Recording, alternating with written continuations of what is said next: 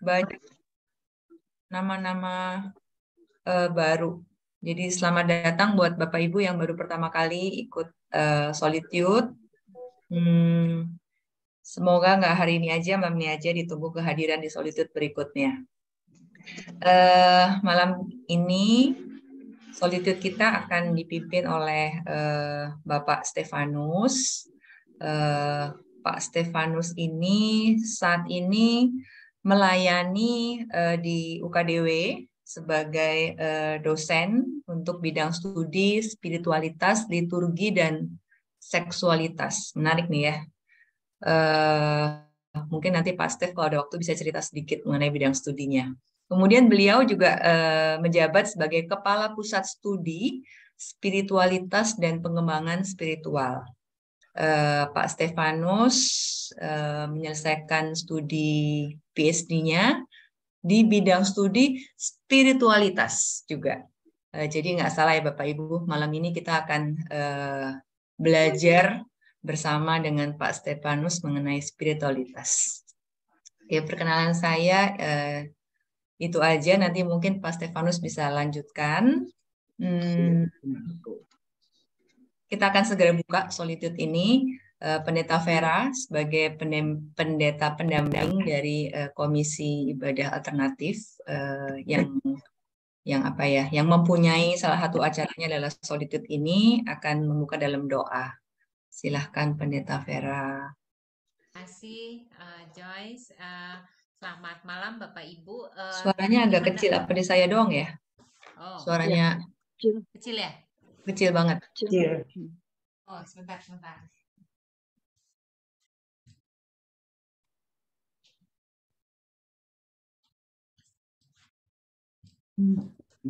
Tes. Sudah lebih baik? Enggak. Jelas banget. Jelas banget. Aduh. Berarti di aku berarti masalahnya kali. Kayaknya. Ya, udah jelas kok. Oh ya udah, oke. Oke. Tes 1 2. Oke. Ya, selamat malam Bapak Ibu. Saya nambahkan informasi dari Bu Joyce tadi ya. Pak Stefanus akan mimpin kita 3 seri ya. Jadi ada 3 seri. Jadi Bapak Ibu tolong kalau bisa supaya kita semakin mendalami doa imajinatif ini, semoga tidak cuma 1 seri diikuti gitu ya, dan mengundang yang lain. Oke, tanpa berlama-lama mari kita awali dalam doa. Kita berdoa. Kami berterima kasih untuk rahmat kasih setia Tuhan yang memimpin kami di sepanjang hari ini. Kami sungguh bersyukur kami juga diperjumpakan lewat Zoom ini, belajar bersama, menghidupi hidup doa kami bersama dengan Tuhan, dengan berbagai macam cara, dengan agar kami boleh semakin mengasah ketaatan kami kepada kehendak Tuhan, agar kami boleh semakin peka terhadap suara Tuhan, agar kami semakin melekat kepadamu. Kami memohon hikmat dan pertolongan Tuhan, memimpin kami semua di sepanjang Solitude ini, bahkan juga untuk 2 seri Solitude yang lain, agar kami boleh menikmati perjumpaan ini menjadi cara kami menghidupi spiritualitas kami. Kami juga mohon hikmat Tuhan untuk memberkati Pendeta Stefanus yang boleh menjadi berkat di antara kami. Kiranya segala sesuatu yang boleh dia bagikan di antara kami sungguh menolong kami untuk menghidupi iman kami di dalam Engkau. Pimpin kami di dalam rahmat kebaikan-Mu ya Tuhan. Dalam Kristus Yesus kami berdoa. Amin. Saya serahkan ke Pak Stefanus. Oke, ya. Selamat malam Bapak Ibu sekalian. Saya senang kalau pada malam hari ini boleh berjumpa dengan Bapak Ibu sekalian di acara ini. Nah, kalau mau dicoba dilihat bahwa acara ini dinamakan Solitude dengan topik pada malam hari ini yaitu spiritualitas doa. Nah, Bapak Ibu sekalian, pada malam hari ini memang merupakan bisa dikatakan sebagai pengantar untuk kita bisa mendalami dan memahami tentang 2 seri berikutnya, begitu ya. Jadi pada malam hari ini saya lebih berbicara tentang dimensi spiritualitasnya. Nah, Bapak Ibu sekalian, materi PowerPoint sudah saya berikan kepada Bu Joyce Jadi seandainya ada Bapak Ibu yang nanti membutuhkan, silahkan nanti bisa meminta kepada Bu Joyce. Nah, saya sudah mempersiapkan PowerPoint, maka izinkan saya untuk berbagi kepada Bapak Ibu menjelaskannya. Sudah muncul ya Bapak Ibu? Sudah, Pak. Baik. Jadi Bapak Ibu yang dikasih Tuhan, pada malam hari ini kita akan bersama-sama mendalami tentang apa yang disebut dengan spiritualitas doa, begitu ya.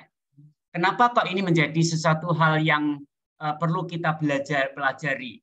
Kita secara awam begitu ya, pada umumnya kita seringkali memahami bahwa doa itu ya sebagai sebuah praktek rohani kita begitu ya, seolah-olah ini adalah hal yang bersifat teknis begitu ya, tentang apa yang disebut dengan doa. Apalagi sejak di sekolah minggu, maka anak-anak juga kita juga yang mengalami sekolah minggu, kita mulai diajari tentang apa itu doa. Tetapi sebetulnya apakah doa itu memang hanya sebuah tindakan saja, ataukah sebetulnya di dalamnya mengandung satu nilai yang sangat mendalam. Nah, untuk itulah penting pada malam hari ini kita mempelajari tentang spiritualitas doa itu. Nah, Bapak Ibu sekalian, saya mau mengawalinya justru dengan mengutip apa yang dikatakan oleh seorang filsuf yang bernama Søren Kierkegaard. Søren Kierkegaard dia mengatakan begini, ketika seseorang berdoa, pertama kali yang ada di pikirannya bahwa doa adalah berbicara. Namun manakala ia hening dan semakin hening, maka akhirnya ia akan menyadari bahwa berdoa adalah mendengarkan. Bapak Ibu, kalau kita coba cermati apa yang dikatakan oleh Søren Kierkegaard ini sebagai seorang filsuf, maka menurut saya ada dua kata kunci yang penting. Yang pertama yaitu apa yang disebut bahwa berdoa itu adalah berbicara, tetapi sekaligus juga mendengarkan. Dia mengatakan tadi bahwa pada umumnya kita itu memahami bahwa doa itu pertama kali ya kita yang ngomong, kita punya keinginan, kita punya kehendak, permohonan, lalu kemudian kita ngomong.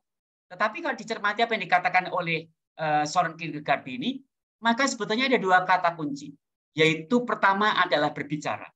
Berdoa itu adalah berbicara, dan kemudian yang kedua bahwa berdoa itu adalah mendengarkan.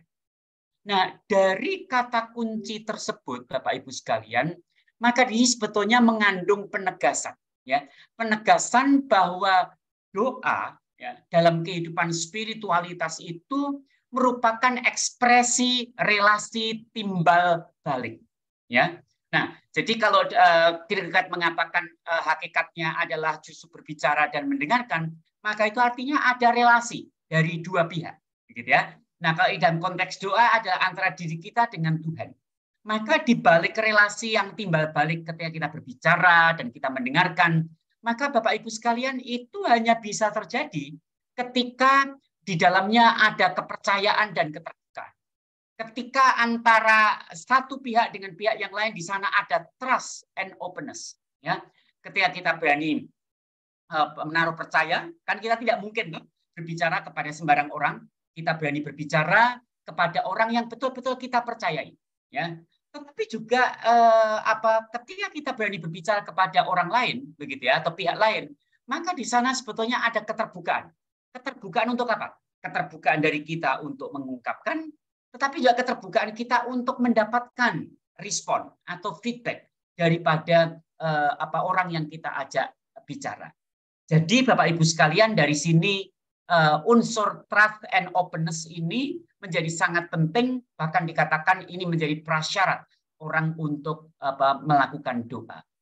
Nah, Bapak Ibu sekalian, ketika orang sudah ada dalam sebuah kepercayaan, sebuah keterbukaan di dalam dia berbicara dan mendengarkan antara satu pihak dengan pihak yang lain, maka yang terjadi sebetulnya apa? Transparansi. Ya, tidak ada yang ditutupi, semuanya transparan, begitu ya. Nah, itu artinya Bapak Ibu sekalian bahwa ketika orang berdoa dan di sana ada trust dan openness, maka di sana tidak ada yang ditutupi, ya. Ketika kita mengungkapkannya itu dengan Tuhan. Dan bahkan Bapak Ibu sekalian, kalau di dalam doa itu ada berbicara dan mendengarkan, ini bukan sekedar verbal, ya, bukan sekedar apa yang terucap, ya, tetapi juga apa sih yang ada di dalam perasaan. Itu artinya Bapak Ibu sekalian, di sana ada dimensi atau tataran afeksi yang mendalam. Ya, sehingga ketika kita berbicara dan mendengarkan dengan orang yang kita percayai, begitu ya, dan kita berani terbuka, wow, di sana orang bisa mengungkapkan apa saja perasaan itu kepada orang yang kita percayai. Nah, Søren Kierkegaard mengatakan bahwa doa pada hakikatnya ada berbicara dan mendengarkan. Nah, Bapak Ibu sekalian, sebetulnya apa sih yang terjadi? Yang terjadi adalah apa yang dikatakan oleh Bapak Gereja Agustinus, ya. Bapak Gereja Agustinus pernah mengatakan sesungguhnya keseluruhan doa adalah tak ada yang lain kecuali cinta. Jadi Bapak Ibu sekalian, relasi yang di sana ada kepercayaan, tapi juga ada keterbukaan, ada trust and openness, maka sebetulnya di sana orang menjalin apa yang disebut dengan relasi cinta, dan itulah doa. Nah, dari apa yang dikatakan oleh Bapak Gereja Agustinus ini, Bapak Ibu sekalian, maka doa tidaklah keliru jika dikatakan bahwa doa itu ada pada tataran afeksi. Ya, tadi sudah saya katakan.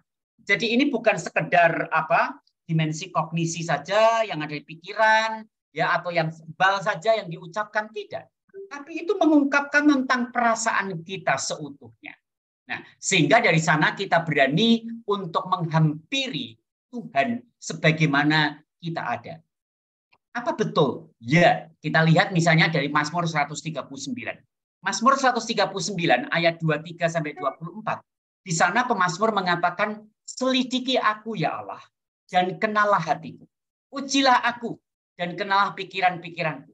Lihatlah apakah jalanku serong dan tuntunlah aku di jalan yang kekal.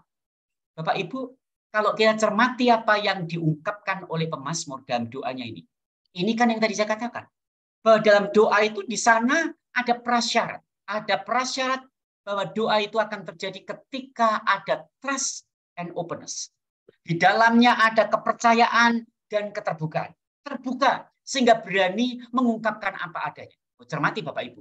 Ketika pemazmur mengatakan, ujilah aku, kenalah pikiranku, lihatlah apakah jalanku serong.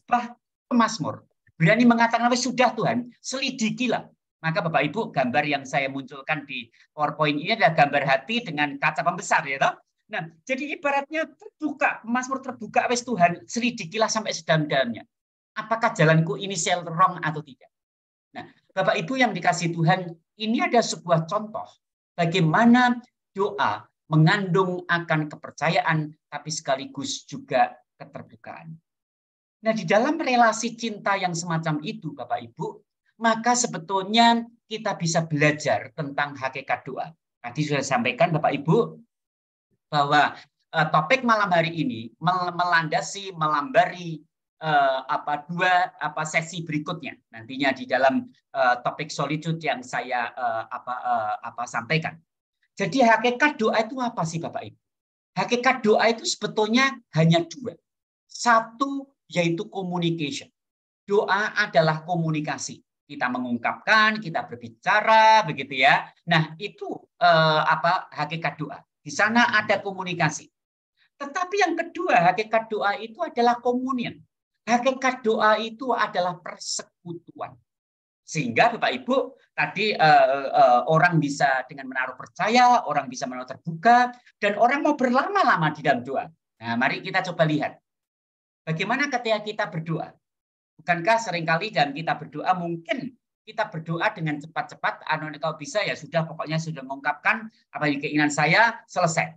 Nah, Bapak Ibu, pertanyaannya, apakah kita menikmati tidak pada waktu kita berdoa? Bapak Ibu, pada umumnya kita itu kan melakukan doa apa yang disebut dengan doa aktif, ya.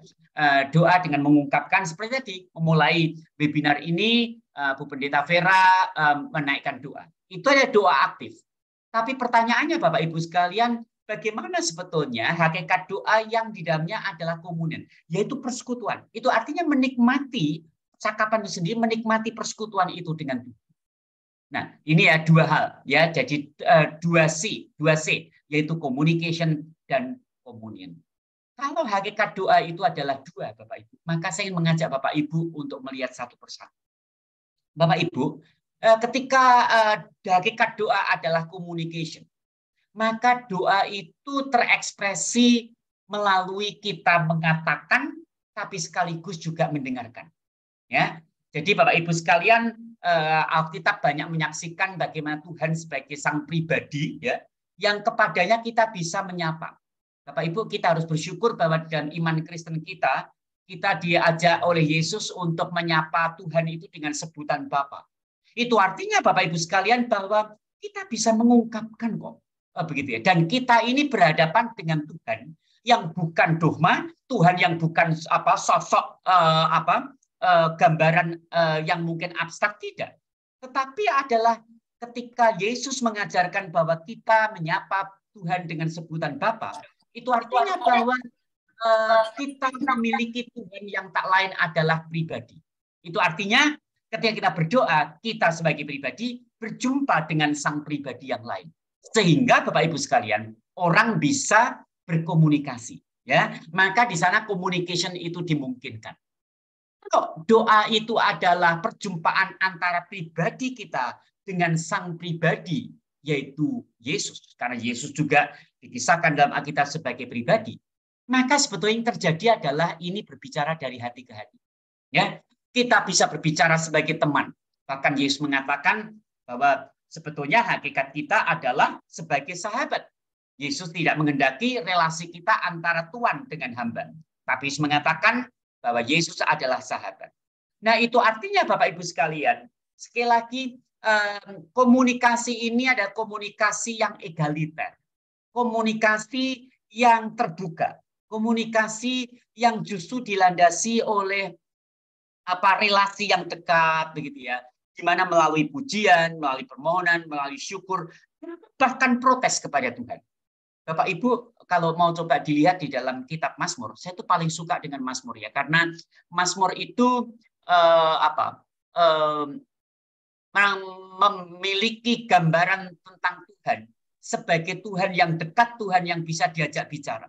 Dan sehingga pemazmur bisa mengungkapkan protes, ya. Nah, misalnya ketika pemazmur mengatakan Tuhan berapa lama lagi, ya itu artinya kan protes, begitu kan, ya. Tapi juga ketika pemazmur juga mengatakan Tuhan bersegera menolong aku, itu artinya pemazmur protes. Bayangkan Bapak Ibu, ketika pemazmur itu mengatakan Tuhan berapa lama lagi saya harus menantikan, ya, dan Tuhan segera menolong aku. Itu ibaratnya Bapak Ibu, itu seperti anak kecil yang mencoba untuk geret roknya atau dasternya mamahnya, ibunya, yang meminta sesuatu dengan segera. Nah, pemazmur memberikan contoh bagaimana itu loh komunikasi, ya. Jadi itu dimungkinkan Bapak Ibu karena si anak tahu persis hati mamahnya, tahu persis hati ibunya, demikian si ibu ini tahu persis hati daripada anaknya. Nah, betapa indahnya Bapak Ibu bahwa di dalam doa itu sebetulnya hakikatnya komunikasi. Nah, dimensi komunikasi ini Bapak Ibu memang seringkali disalah mengerti. Seolah-olah dimensi komunikasi itu monolog. Padahal tidak. Ya, yang terjadi adalah dialog. Kalau kita coba memahami tentang ilmu komunikasi, komunikasi itu betul-betul terjadi ketika ada dialog. Kalau itu hanya monolog, itu belum bisa dikatakan komunikasi. Karena harus ada timbal balik. Maka Bapak Ibu sekalian di dalam dialog itu, di sana adalah mengandung seni. Seni melalui berbicara, tapi sekaligus juga seni untuk mendengarkan. Nah Bapak Ibu sekalian, kalau doa itu adalah seni berbicara dan mendengarkan karena hakikatnya ada komunikasi, maka Bapak Ibu mendengarkan itu bukannya sekedar tuntutan yang ditujukan kepada Tuhan, ya. Ya, Tuhan kau tuh segera mendengarkan, gitu ya.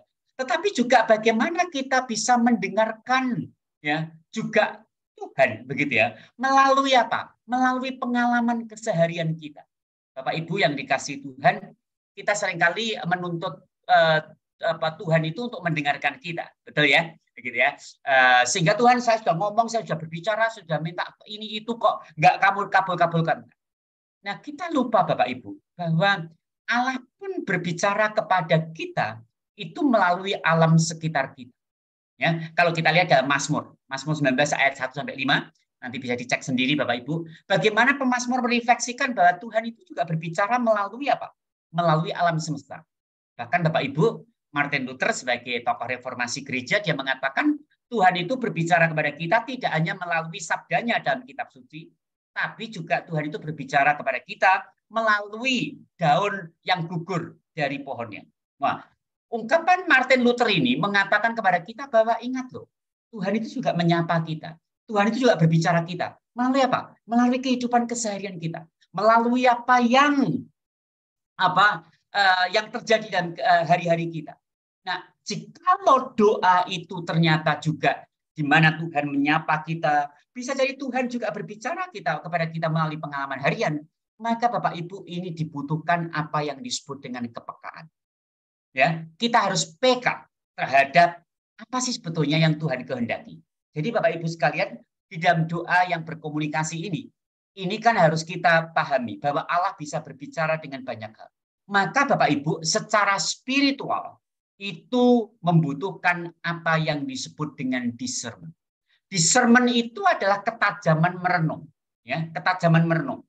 Sehingga Bapak Ibu sekalian dari discernment ini sehingga kita benar-benar tahu di mana sih sebetulnya kerajaan Allah dan kita benar-benar akhirnya tahu oh ini loh kebahagiaan itu melalui bagaimana cara Tuhan berbicara kepada kita.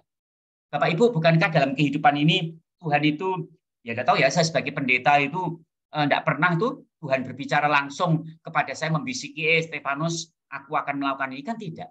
Tetapi seringkali justru Tuhan itu berbicara kepada saya melalui akan apa yang menjadi pergumulan saya, bahkan mungkin seringkali tidak bisa saya ungkapkan dengan kata-kata, tapi Tuhan menjawabnya melalui akan peristiwa. Ya, peristiwa-peristiwa dalam kehidupan saya. Nah, disitulah Bapak Ibu, untuk saya tahu apa yang Tuhan kehendaki, apa yang Tuhan mau, jawaban Tuhan, maka dibutuhkan ketajaman merenung dari pengalaman hidup.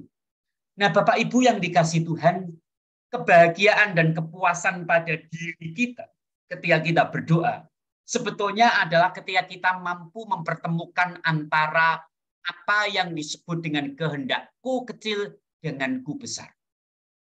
Hidup doa itu adalah menyelaraskan antara apa yang menjadi keinginan kita dengan keinginan Tuhan. Untuk itu Bapak Ibu, kita perlu memang ya merefleksikan, memperhatikan, merefleksikan akan getar-getar yang ada dalam diri kita, ya. Ya, baik itu dalam suasana doa kita dan kita mencoba memberikan penilaian secara jujur dari apa yang kita doakan. Apa kita mengalami kesejahteraan tidak? Kita mengalami kebahagiaan tidak, ya? Pergumulan apa yang sebetulnya? Nah, maka Bapak Ibu merefleksikan akan getar-getar dalam hati kita itu menjadi penting di dalam kita melakukan doa. Bapak Ibu sekalian, jikalau demikian, doa bukan sekedar apa yang saya inginkan lalu kemudian saya sampaikan. Sudah, atau bahkan kita seringkali kita berbuat lalu Tuhan yang suruh menyelesaikan. Tapi Bapak Ibu, doa itu ada pergulatan batin. Kita saat ini ada dalam minggu-minggu Prapaskah atau minggu sengsara Tuhan. Maka Bapak Ibu sekalian, kita bersama-sama sebenarnya diajak di mana kita menghayati akan perjalanan sengsara Tuhan kita Yesus Kristus. Bapak Ibu, terkadang doa adalah pergulatan batin. Ya, dan terkadang doa berarti penyerahan diri seutuhnya, menyerah dan pasrah. Gambar yang saya munculkan ini tentang doa Yesus, Eloi Eloi lama sabachthani. Itu ada dengan langit yang gelap pada siang hari itu, seperti yang disaksikan oleh Alkitab. Itu menunjukkan bahwa Yesus ada dalam pergulatan batin. Ya. Bahkan pergulatan batin di malam Getsemani, ya di Taman Getsemani, ternyata belum selesai, begitu ya. Dan Yesus tak mau sudah berdoa, kurang pasrahnya apa? Sudah berpasrah ketika Yesus mengatakan, biarlah kehendakmu bukan kehendakku. Tapi ternyata Bapak Ibu sekalian, doa Yesus pun juga masih terus menjadi pergulatan batin sampai Yesus merentangkan kedua tangannya dengan darah yang mengucur. Ya, di tangan, di kepala, di lambung, dan juga di kakinya. Nah, ini menunjukkan kepada kita Bapak Ibu bahwa perlu nampaknya kita mulai belajar bahwa doa itu tidak magic, doa itu tidak sulapan, doa itu bukan seperti lampu Aladin, ya, tetapi doa itu pergulatan batin. Jadi Bapak Ibu, menurut saya tidaklah tepat ketika ada orang Kristen mengatakan, kamu itu orang Kristen kok berdoamu kok masih terus berdoa itu terus kayak ragu. Bapak Ibu, saya rasa kok tidak demikian. Maaf, saya berbicara dari dimensi spiritualitas. Doa itu jangan dipikirkan diukur hanya dengan isinya yang baik-baik saja. Tidak. Orang itu justru doa ada berbicara soal kejujuran. Ya, yang penting Bapak Ibu sekalian, yang ada relasi cinta. Ketika Yesus mengatakan kepada Bapaknya, Eloi, Eloi lama sabachthani, Allahku, Allahku, mengapa engkau meninggalkan aku? Itu ada berbicara tentang kejujuran, ya, kejujuran hati.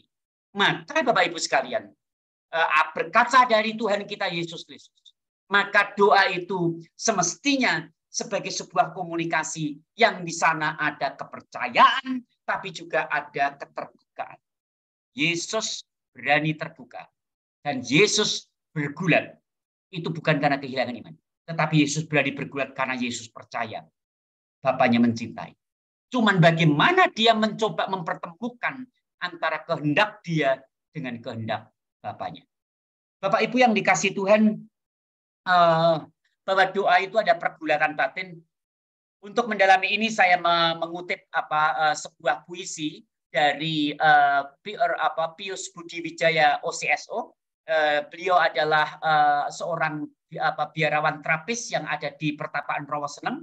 Nah, yang menarik Romo Pius Budi Wijaya ini semasa hidupnya juga sempat mendapatkan gelar dari pemerintah Indonesia sebagai salah satu bapak puisi modern. Karena Romo Pius almarhum ini banyak menulis puisi-puisi yang menurut saya sangat menarik. Ya, karena dia sebagai pengikut Yesus, maka puisi-puisi itu sangat-sangat teologis, sangat-sangat rohani. Dia menulis salah satunya dari kumpulan buku yang saya punya, dia menuliskan Aku Rela Kalah. Mari kita cermati. Ini dalam rangka kita memahami doa itu ada pergulatan batin. Percaya bukanlah suatu strategi, cermati. Sekalipun religius. Bukan kegiatan memanah Allah. Membidiknya dengan deru doa-doa. Menembaknya setengah parah. Agar pada manusia Allah mengalah.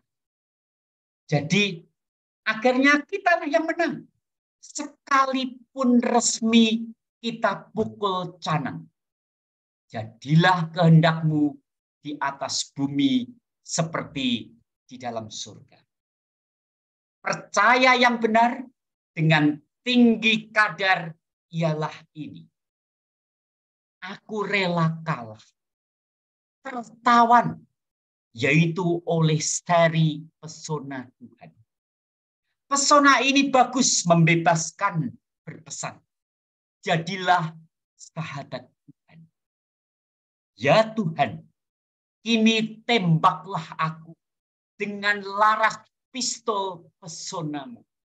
Biar aku mati untuk hidup dan bertemu Gusti. Erat, kuat, manis, mesra, bercahaya, namun bersahaja. Bapak Ibu yang dikasih Tuhan, puisi Pius Budi Wijaya ini menunjukkan kepada kita bagaimana ternyata berbicara tentang relasi cinta ya yang diungkapkan di dalam puisi doanya ini. Sungguh mengatakan bahwa oke Tuhan, saya rela kok kalah. Yang penting apa? Dia tetap ada di dalam cinta Tuhan. Dengan dia mengatakan, biar aku mati untuk hidup dan bertemu Gusti, bertemu Tuhan.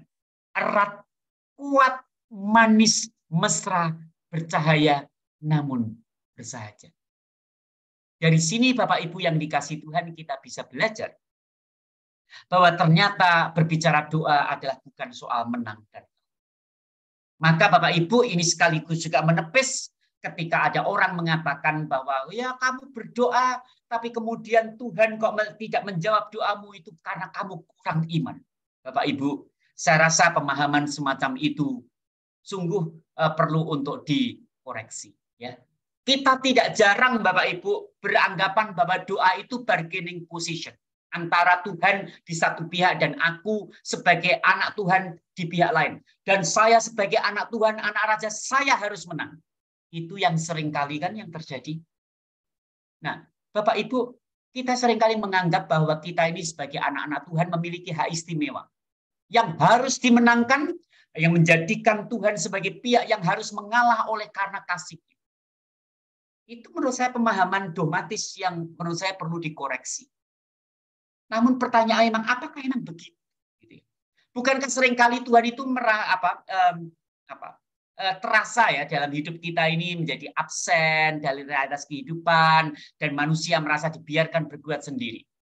Pandemi COVID-19 menurut saya itu contoh konkret bagaimana betul-betul menjadi hantaman yang luar biasa yang kita alami menurut saya. Ya. Selama Maret ini genap 3 tahun ya, kita masih menanti pernyataan secara resmi bahwa ini menjadi endemi. Nah, Bapak Ibu sekalian, saya rasa ini contoh konkret bagaimana kita belajar bahwa apakah itu artinya bahwa dengan pandemi ini lalu kemudian Tuhan menghukum kita ya? Ataukah sebetulnya di sini kita belajar tentang apa itu membangun relasi dengan Tuhan. Nah, Bapak Ibu, jadi apa yang diungkapkan Yesus tadi itu mengacu kepada Mazmur bahwa Allahku, Allahku, mengapa engkau meninggalkan aku? Ini menunjukkan kepada kita bahwa dalam kita berkomunikasi dengan Tuhan, seringkali Tuhan itu bukan Tuhan yang jelas.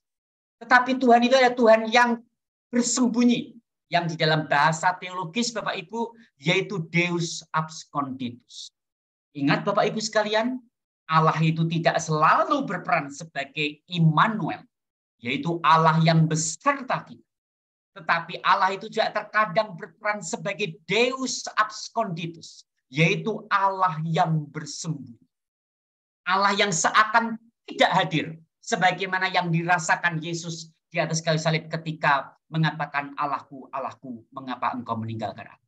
Namun Bapak Ibu, dalam dimensi spiritualitas itu, maka ketidakhadirannya itulah kehadiran. Jadi Bapak Ibu sekalian, ini yang perlu kita lihat. Dari apa yang dilakukan dan dialami Tuhan kita Yesus Kristus. Ketika dia berseru Eloi lama sabachthani. Ketika dia merasa bahwa Tuhan tidak hadir, Bapaknya tidak hadir. Maka sungguhnya Tuhannya, Bapaknya pun juga hadir. Di mana? Di dalam ketidakhadiran yang dirasakan oleh Yesus. Dari sini Bapak Ibu, mari kita belajar secara iman, secara spiritualitas, bahwa kita perlu melihat bahwa ada dimensi lain di dalam pesiaran, dalam perjalanan kita untuk menghayati akan rahasia Tuhan. Kalau kita mau jujur, seringkali kita itu menjadikan Tuhan itu terpenjara oleh pemikiran atau pemahaman dogmatis kita. Kita lupa bahwa Allah itu melampaui segala pemahaman kita yang kita terima dalam pengajaran gereja. Kita perlu terbuka terhadap Tuhan yang melampaui segala definisi, segala penjabaran, sekalipun penjabaran seorang pendeta seperti pada malam hari ini. Nah, di sini Bapak Ibu, proses pemurnian itu perlu terjadi dalam spiritualitas seseorang di tengah arus modernitas yang mengusung kesegeraan. Bapak Ibu, bukankah dalam hidup kita ini semakin hari itu semakin menuju kepada kesegeraan, sesuatu yang cepat, yang menurut saya super instan. Ya, saya rasa cobalah dalam kehidupan kita. Buatlah mundur misalnya 10 tahun yang lalu aja, tidak usah lama-lama. Sebelum GoFood itu misalnya contohnya, GoFood itu marak, jadi aplikasi. Maka kehidupan kita itu sekarang menjadi sangat semuanya serba instan, serba cepat. Begitu ya. Nah, sehingga Bapak Ibu sekalian, ini seringkali kemudian mengikis akan pemahaman kita tentang apa itu spiritualitas. Ya. Karena pengennya adalah semuanya serba cepat. Demikian pula ketika kita berdoa, saya pengen supaya Tuhan juga cepat menolong. Masa Tuhan kok kalah cepat dengan apps ya, begitu ya. Nah, Bapak Ibu sekalian, menurut saya kok kita perlu belajar ini. Bahwa spiritualitas doa itu kita juga perlu belajar dimensi ini. Simon de Weil, Bapak Ibu, dia seorang teolog, dia seorang mistikus. Dia mengatakan menanti dengan sabar, dengan pengharapan adalah dasar hidup rohani. Nah, Bapak Ibu yang dikasihi Tuhan, apa yang dikatakan oleh Simon de Weil ini sebetulnya mengajak kepada kita bagaimana sebetulnya ketika kita menghayati akan doa-doa kita. Ya. Karena kehidupan doa kita seringkali adalah pengennya dengan sesegera mungkin. Ya. Supaya tak doakan, supaya segera ini selesai, supaya segera Tuhan menolong. Tetapi Simon de Weil justru mengatakan, menanti dengan sabar, dengan pengharapan, ada dasar hidup rohani. Mari kita lihat Tuhan kita Yesus Kristus. Dia pun sabar. Sabar memanggul salib, sabar menghadapi dari pengadilan dari satu penguasa Romawi satu kepada penguasa Romawi yang lain. Sabar ketika harus menapaki Via Dolorosa. Sabar bahkan sampai di atas kayu salib. Dan satu hal Bapak Ibu, di mana letak kesabaran Yesus? Yesus tidak loncat dari atas kayu salib. Tidak ada satu Injil pun yang berbicara bahwa Yesus loncat dari kayu salib. Itu artinya Bapak Ibu sekalian, ketika Yesus mengatakan Allah, mengapa engkau meninggalkan aku? Yesus ada dalam kesabaran. Nah, dari sini Bapak Ibu kita belajar bagaimana spiritualitas doa dari Yesus sendiri. Yang kedua Bapak Ibu, kalau hakikat doa tadi yang pertama adalah communication, maka yang kedua adalah komunion. Apa yang membuat Yesus tidak loncat dari kayu salib? Karena Bapak Ibu, Yesus memahami tentang bahwa di dalam doa dia bukan sekedar formula yang keluar dari mulutnya, tetapi ini ada persekutuan dengan Bapa. Nah, jadi Bapak Ibu, paradoks realitas Tuhan gitu ya. Seringkali antara ketidakhadiran dan kehadiran itu perlu kita lihat, yaitu dalam dimensi persekutuan. Nah, dimensi ini Bapak Ibu sebetulnya mendahului ya sebelum seorang itu bisa berkomunikasi semestinya ya. Melampaui segala perkataan, gambaran, tindakan, sebetulnya terjadi komunion. Tapi kenapa saya tempatkan di kedua? Karena ya bukankah seringkali kita memahaminya justru komunikasi, ngomong kita rocos begitu ya. Tapi kita lupa dimensi yang kedua. Nah, pengalaman doa itu sendiri Bapak Ibu berarti menjadi sebuah momen. Kita seringkali berdoa adalah saya punya kepentingan dan kepentinganku tak sampai kepada Tuhan, Tuhan ini tugasmu. Tapi kita lupa momennya. Kita lupa saatnya. Yaitu saat di mana kita menikmati kebersamaannya itu sendiri. Komunionnya, persekutuannya. Nah, disinilah Bapak Ibu sekalian kita justru diajak untuk kembali menyadari dari apa yang dikatakan oleh Bapak Gereja Agustinus. Bahwa hakikat doa itu adalah sebetulnya cinta. Sebetulnya kita diajak apa? Dibajak untuk menikmati cinta dalam keseluruhan dan utuh. Itulah sebetulnya komunionnya. Nah, Bapak Ibu, saya mengutip apa yang dikatakan oleh Thomas Merton sebagai seorang teolog. Dia mengatakan kesatuan orang-orang Kristiani dengan Kristus adalah satu kesatuan mistis, di mana Kristus sendiri menjadi sumber dan prinsip hidup ilahi dalam diri. Kristus sendiri bernafas dalam diri secara ilahi dengan memberikan rohnya kepada Bapak Ibu yang dikasihi Tuhan. Ketika kita mengungkapkan doa, di mana Tuhan? Bukankah seringkali kita menganggap bahwa Tuhan itu ada di tempat yang jauh di surga sana? Nggak tahu surga itu di mana ya, saya sendiri belum pernah masuk surga. Tetapi seolah Tuhan itu jauh. Sesuatu yang di luar diri kita. Tetapi Thomas Merton mengingatkan, bukankah sebetulnya kita itu memiliki kesatuan dengan Kristus? Dan bahkan Merton mengatakan, Kristus sendiri bernafas dalam diriku secara ilahi. Yang dikatakan Thomas Merton ini benar enggak? Kalau Rasul Paulus mengatakan bahwa aku di dalam dia dan dia di dalam aku. Aku di dalam Kristus dan Kristus dalamku. Ya, sebagaimana nyanyian. Apa itu artinya? Itu artinya Bapak Ibu sekalian bahwa Rasul Paulus mengatakan bahwa ketika kita berseru kepada Tuhan Yesus, maka Yesus pun berdiam bersemayam dalam hati kita. Nah, oleh sebab itu mengapa kita melupakan dimensi persekutuan ini? Ya, bahwa kita di tengah-tengah pergulatan batin kita dalam doa kita, Tuhan bukan jauh di sana. Tuhan itu ada di dalam diri kita. Ingat loh, Rasul Paulus mengatakan ketika kita beriman kepada Kristus, maka Kristus dalamku dan aku dalam Kristus. Atau apa yang dikatakan di dalam Injil Yohanes, bahwa kita ini seperti pokok anggur dengan buah anggur, dengan ranting yang menyatu. Nah, jadi Bapak Ibu yang dikasihi oleh Tuhan Yesus Kristus, ketika komunion atau persekutuan itu menjadi hak doa untuk menghayati spiritualitas ini, maka kita perlu mempelajari mendalami apa? Soal presence. Ya, jadi Bapak Ibu sekalian, jadi kesadaran akan persekutuan ini akan menjadikan pengalaman kehadiran. Jangan-jangan ketika kita berdoa itu kita tidak pernah menyadari bahwa Tuhan itu hadir. Tuhan itu presence, ya, hadir bersama dengan kita di tengah-tengah apa? Pergulatan. Ya, yang perlu untuk dirayakan bersama dalam sukacita, ya, sehingga yang ada adalah relasi mistik. Bapak Ibu, sebelum lebih jauh, Bapak Ibu, karena saya ini orang spiritualis, kalau saya berbicara menggunakan kata mistik, jangan sekali-sekali Bapak Ibu berpemikiran, wah Pak Stefanus ini ngajari tentang yang sesat. Ya. Ini kan berarti tentang kembang menyat, bukan Tuhan, ini tuyul, atau apa kuntilanak. Enggak, ini tidak ada kaitannya dengan itu semua, Bapak Ibu. Ya. Mistik yang saya maksud ini ada berbicara tentang ini, keintiman. Mistik itu adalah keintiman atau intimacy dalam bahasa Inggris. Jadi, di dalam hakikat doa yang adalah kesatuan atau persekutuan itu, di sana ada presence, ada kehadiran, kita menghayati Tuhan yang hadir, tetapi juga kita mau hadir di dalam Tuhan, dan di sana ada keintiman, intimasi. Sama loh, seperti Bapak Ibu itu loh, ya, yang berkeluarga, yang punya pasangan suami istri, ya, yang berkeluarga, keintiman suami istri itu loh Bapak Ibu, ya, relasi. Nah, semestinya begitu. Nah, ini berbicara soal keintiman, kedekatan.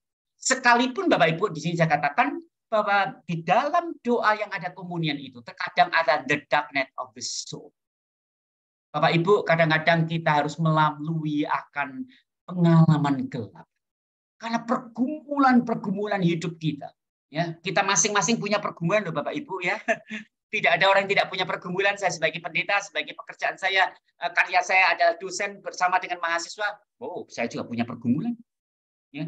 Nah, Bapak Ibu, di situ Bapak Ibu berbicara soal the darkness of the soul, yaitu kegelapan ruang batin kita. Nah, dalam dimensi persekutuan itulah seseorang dalam berdoa memiliki kebebasan tanpa dipenjara oleh ketakutan.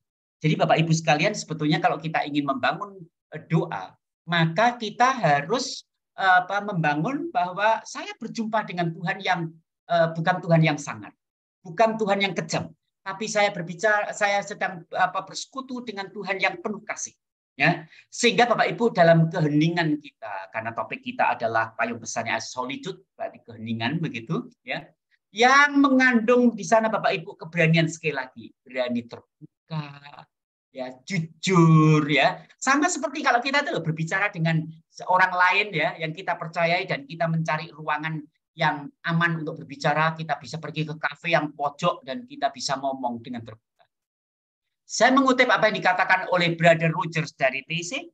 Kita tahu semua TC sebagai komunitas oikumenis, bahkan di TC ada 2 mantan mahasiswa saya yang menjadi bruder di sana, dan kedua-duanya dari GKI, ya, Bruder Raymond Bungin dari Toraja aslinya sukunya, dan dia sudah kekal, dan satu lagi semoga tahun ini begitu diharapkan, yaitu Bruder Johan dari GKI Tuban, ya. Kalau Bruder Raymond Bungin adalah dari GKI Salatiga.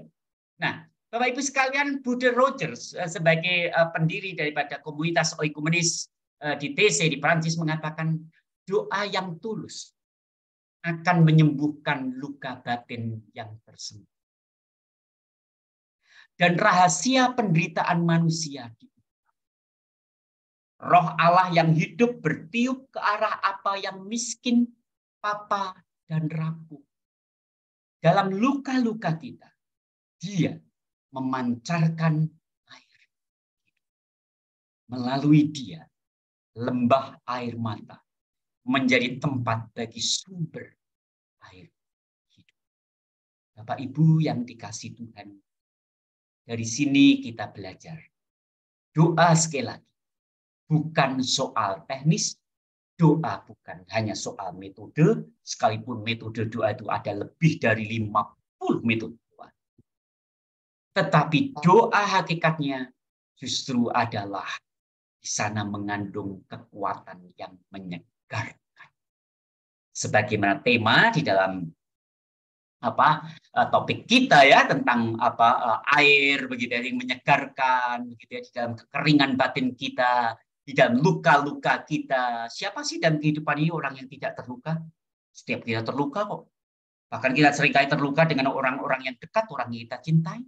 Ya, kita bisa terluka dari keluarga kita, dari teman di dalam gereja, bisa dengan teman orang yang dalam satu pekerjaan dengan kita, dan seterusnya. Nah, Brother Rogers mengingatkan kita, doa yang tulus akan menyembuhkan luka batin yang tersebut. Bapak Ibu yang dikasih Tuhan, sebetulnya Bapak Ibu dari hakikat doa yang kita pelajari, yaitu bahwa doa itu adalah communion, doa itu adalah communication, yaitu komunikasi, dan doa itu adalah communion. Maka Bapak Ibu, saya ingin mengajak Bapak Ibu untuk menyadari bahwa jenis doa itu sebetulnya ada dua. Yang pertama yaitu doa aktif dan doa meditatif kontemplatif. Doa aktif itu adalah doa yang seringkali kita lakukan. Doa mau makan, doa mau tidur, bahkan doa syafaat ya, yang kebaktian minggu itu loh, yang doa yang panjang dan tidak selesai-selesai, itu adalah doa aktif. Tetapi jenis doa yang kedua adalah doa meditatif atau kontemplatif. Nah, dalam sejarah doa, Bapak Ibu sekalian, maka Bapak Ibu, ya jadi kalau bicara soal sejarah doa, Bapak Ibu, ketika saya S2 saya di Amerika tentang, ya karena bidang saya juga spiritualitas, mendalami tentang spiritualitas doa itu 1 semester, Bapak Ibu. Ya, jadi apa yang saya sampaikan pada malam hari ini adalah hanya bagian kecil saja, Bapak Ibu, yang saya dalami 1 semester pada waktu S2 dulu ya. Nah, dalam sejarah doa Bapak Ibu, dimensi persekutuan ini itu terekspresi melalui doa yang bersifat meditatif, doa yang bersifat hening. Maka topiknya di GKI Pondok Indah saat ini adalah solitude yang berseri. Ini ada doa kontemplatif, yaitu doa hening. Ya, jadi jenisnya bukan, saya tidak, yang kita bahas bukan doa aktif tapi doa meditatif. Maka di pertemuan nantinya yang berikutnya yang dengan saya ingin mengajak Bapak Ibu untuk memahami apa itu doa imajinatif, berdoa dengan imajinasi kita. Itu juga jenisnya ada doa meditatif. Nah, saya mengutip apa yang dikatakan oleh Mother Teresa. Dia mengatakan bahwa barang siapa terpanggil untuk kehidupan aktif dan mengira bahwa dia dibebaskan dari hidup kerohanian, ia sungguh keliru. Semua kewajiban memang termasuk dalam tugas, tetapi dengan demikian tidak meniadakan pentingnya kontemplasi. Bapak Ibu yang dikasih Tuhan, dari pagi sampai dengan malam hari ini kita semua aktif ya. Kita semua masing-masing punya kesibukan ya. Dengan pekerjaan kita, dengan pelayanan kita. Bagi Ibu Pendeta Peran yang sibuk dengan pelayanan. Dengan Bapak Ibu Majelis dengan sibuk pelayanan tapi juga bekerja. Urusan rumah tangga. Wah, bagi ibu-ibu yang bekerja di rumah tangga, ya paling nggak suka saya kalau mengatakan wah pekerjaan cuma ibu rumah tangga, pada pekerjaan rumah tangga itu nggak selesai-selesai ya toh begitu. Banyak sekali dari pagi sampai dengan malam kok diturutin tidak selesai. Nah, tapi juga bagi Bapak atau Ibu yang bekerja di kantor, ya, atau juga saya yang seharian dari tadi pagi saya mengajar, memberi kuliah, ya, ada pertemuan ini dan itu, dan saya baru pulang dari kampus ini di jam 6 sore ya Bapak Ibu, dan langsung mandi lalu mempersiap siap untuk webinar ini. Itu semua melakukan tindakan-tindakan aktif, ya, dengan banyak hal. Nah, Mother Teresa mengingatkan, kita semua itu terpanggil karena kita punya aktif kok. Kita aktif ya melakukan pelayanan pekerjaan. Karena Mother Teresa juga termasuk biarawati, ordonya dia ada aktif karena dari pagi jam 4 pagi sudah bangun dan tidur pada jam 8 malam. Dan kesehariannya apa? Merawat orang-orang yang termiskin di antara yang miskin di Kalkuta India. Jadi dia aktif. Tapi Mother Teresa mengingatkan, nah itu bukan berarti bahwa kita tidak butuh untuk hening. Kita tuh butuh untuk hening, untuk berkontemplasi, untuk berefleksi, ya. Sehingga dengan demikian Bapak Ibu sekalian, kita membangun akan keseimbangan dalam hidup kita, ya. Sehingga kita bisa berefleksi dan menemukan nilai-nilai dalam keheningan itu. Nah, lalu Bapak Ibu, kalau saya mengajak Bapak Ibu untuk berkonsentrasi pada doa meditatif kontemplatif, maka jiwanya apa? Ada 4 Bapak Ibu. Yang pertama, jiwa daripada doa meditatif kontemplatif itu adalah membangun keintiman, intimasi dengan Tuhan. Jadi Bapak Ibu, dalam keheningan itu sebetulnya kita diajak untuk masuk di dalam persekutuan dengan Tuhan. Sekali lagi apa yang sudah saya sampaikan panjang lebar tadi. Seringkali kita itu berdoa hanya memahami saya punya urusan, saya punya bisnis dengan Tuhan. Saya punya kepentingan, Tuhan dengarkan. Aku sudah capek Tuhan seharian, ini masalahku, tolong selesaikan. Tanpa kita sadari akan keheningan. Tanpa menyadari dengan keteduhan. Dan tanpa kita masuk dalam persekutuan. Ya. Lalu kemudian yang kedua Bapak Ibu adalah jiwa doa meditatif kontemplatif adalah kasih yang penuh perhatian pada Tuhan. Bapak Ibu, kita perlu untuk menyadari bahwa kalau relasinya Bapak Gereja Agustus tadi adalah relasi cinta, kita perlu sadar loh bahwa kita itu menghampiri Dia yang mengasihi, yang dekat, ya. Dan kemudian doa kontemplatif itu saya mengutip dari apa yang dikatakan oleh Madame Guyon, dia seorang teolog dan ahli spiritualitas, dia mengatakan the reality of prayer. Jadi doa yang hening, yang melampaui segala kata-kata itu adalah masuk ke dalam realitas itu, ya, yaitu inner hearing. Kita diajak untuk mendengarkan dari pengalaman kita apa sih yang sebetulnya Tuhan mau kehendaki dalam kehidupan. Artinya Bapak Ibu, kita diajak untuk masuk ke dalam interior communion. Kita diajak untuk masuk ke dalam persekutuan yang mendalam. Bukan sekedar persekutuan yang tampaknya dari luar, kelihatan bersekutu, tapi sebetulnya tidak. Ya, ada banyak kan dalam kehidupan ini, orang kelihatannya, wah mesranya bukan main. Tapi sebetulnya di rumah tidak. Tidurnya sudah sendiri-sendiri, di kamar berbeda. Nah, kita diajak untuk betul-betul interior communion. Itu berarti betul-betul bersekutu dengan. Yang ketiga Bapak Ibu, ada kita diajak untuk bersatu. Tidak berarti Bapak Ibu kita kehilangan personalitas kita, sebaliknya membawa kemanusiaan kita yang penuh. Kita diajak bersatu, melekat dengan Tuhan. Oke Tuhan, ini loh diriku. Ya, jadi ketika Tuhan mengatakan Eloi Eloi lama sabachthani, karena dia bersatu dengan Bapaknya. Dia tahu persis bahwa Bapaknya ada dalam diri dia, dan dia minta supaya dia diberi kekuatan. Dan yang berikutnya Bapak Ibu sekalian adalah kita diajak untuk melalui doa yang kontemplatif ini, kita diajak untuk apa? Untuk belajar mengumpulkan. Peristiwa-peristiwa keseharian yang tidak terbebas dari kefrustasian, kegagalan dibawa dalam Tuhan. Jadi dalam doa yang hening misalnya ya, Bapak Ibu kalau sudah malam hari ini, nanti Bapak Ibu sebelum tidur mengambil waktu ya sendiri. Mungkin ya, untuk entah di teras rumah atau dimanapun lah. Untuk Tuhan, untuk mengatakan ini Tuhan diriku, pengalamanku sepanjang hari ini. Dan ini ibaratnya Bapak Ibu ya, seperti gambar ini. Seperti sebongkah es Bapak Ibu. Yang ada di bawah terang matahari. Sehingga mengalami pencairan, melting. Ini loh Tuhan. Dan mau menyerahkan Tuhan, ini loh seluruh pengalamanku sepanjang hari ini. Dengan segala kekuatanku, tapi juga dengan segala keletihan. Nah, mencoba mengumpulkan dari pengalaman-pengalaman itu bersama dengan Tuhan. Nah, dari sini Bapak Ibu, maka doa kontemplatif itu merupakan transformasi batin.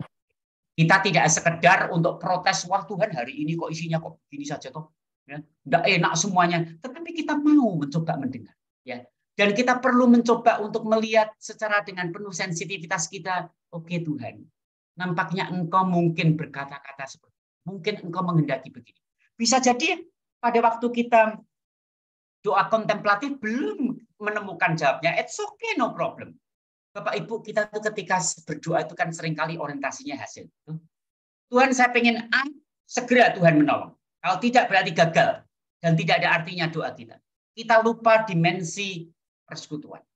Bahwa ini loh, saya memang mau menggunakan waktu saya khusus bersama dengan Tuhan, hening bersama dengan Tuhan. Itu adalah juga nilai daripada sebuah doa.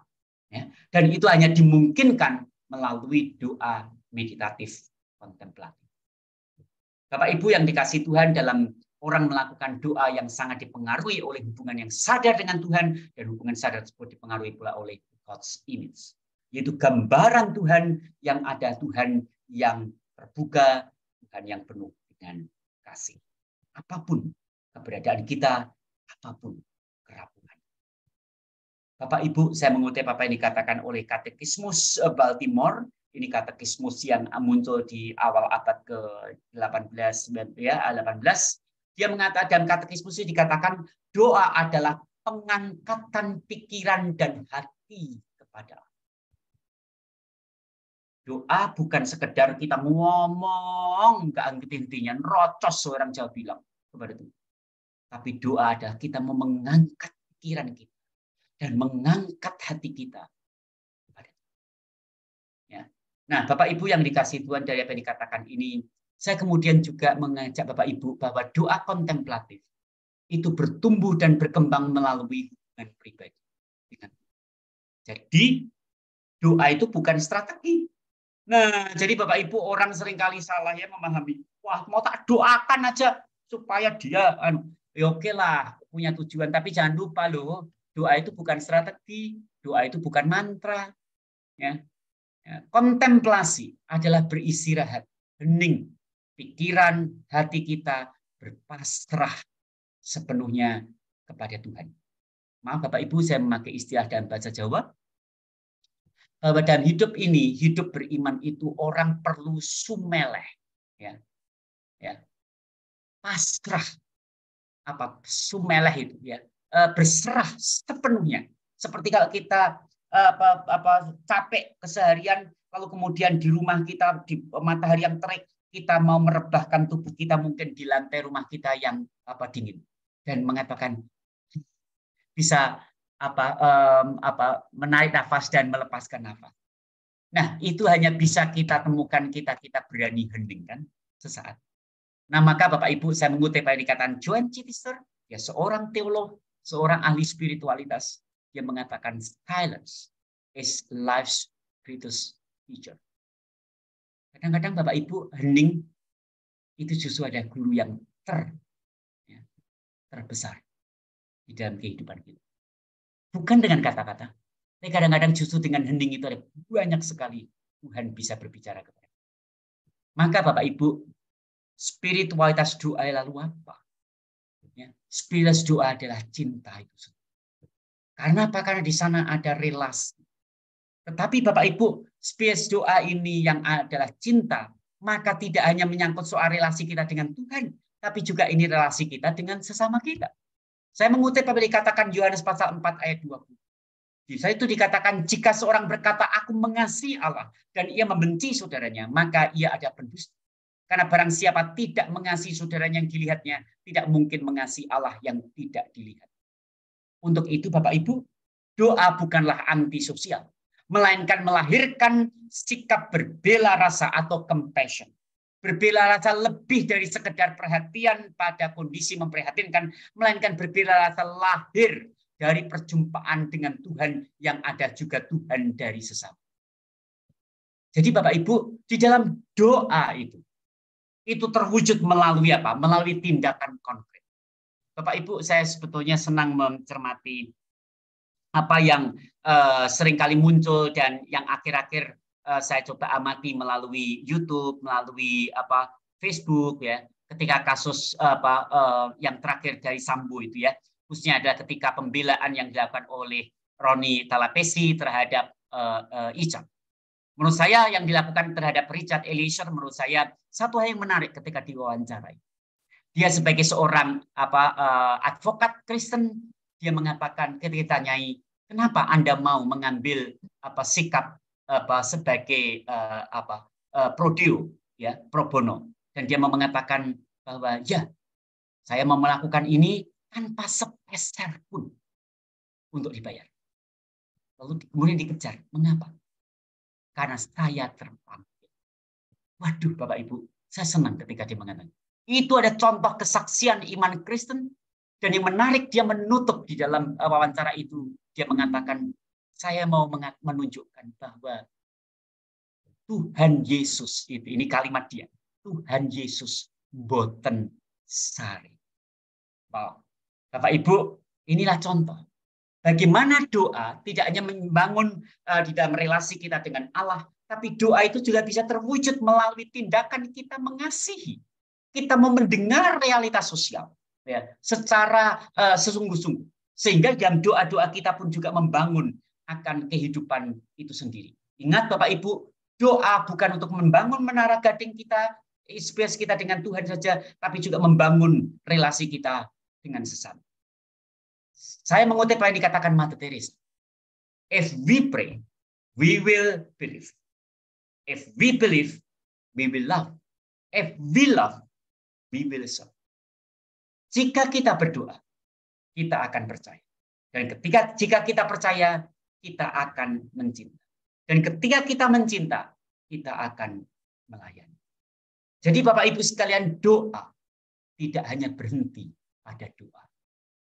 Orang mengawali dengan doa, if we pray, tetapi diakhiri perkataan Mother Teresa adalah we will serve.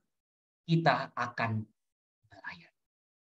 Bapak Ibu yang dikasihi Tuhan, selamat berdoa, selamat mencinta, sebagaimana yang Yesus juga lakukan terhadap perempuan di tepi sumur, yaitu perempuan Samaria yang tadi mendengarkan dengan sungguh dan kemudian Yesus melakukan tindakan. Selamat berdoa, selamat mencinta. Saya kembalikan kepada Bu Pendeta Vera, itu materi yang bisa saya bagikan. Silahkan. Terima kasih Pak Stef, saya kembalikan ke Bu Joyce. Silakan Joyce. Oh, kepada Bu Joyce ya sebagai oke. Terima kasih Ya, Pak Stef. silakan Bu Joyce. Oke, terima kasih Pak Stef. Sekarang kita buka Q&A ya Pak ya. Kalau dari Bapak Ibu ada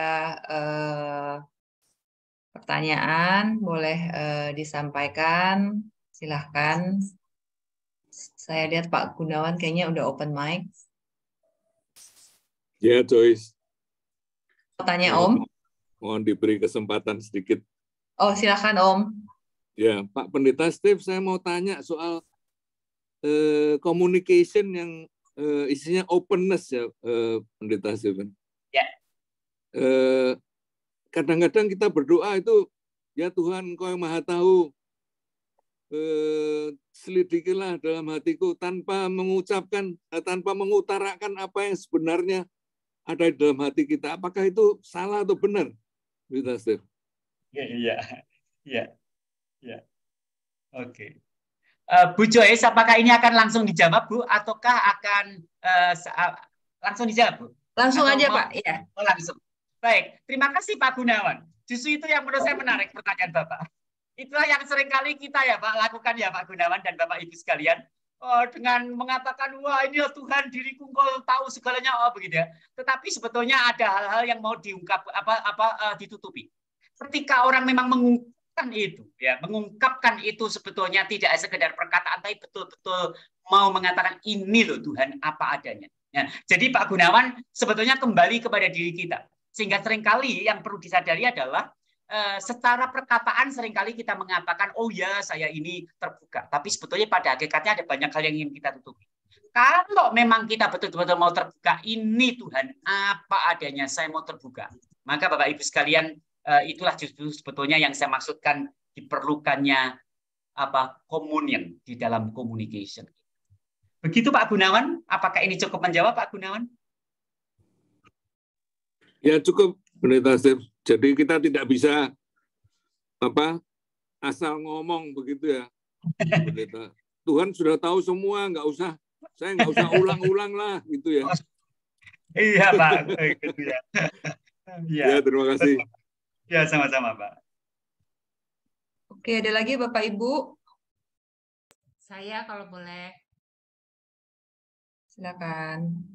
Oke, Pak Step, ada satu hal yang buat saya secara personal tuh agak berjuang ya untuk merasakan intimasi dalam doa bersama dengan Tuhan di momen menikmati Allah yang hadir dalam ketidakhadirannya. Kira-kira boleh nggak dikasih gimana ya kita menyadari Allah hadir dalam ketidakhadirannya itu, discernmentnya itu jadi semakin PK gitu ya.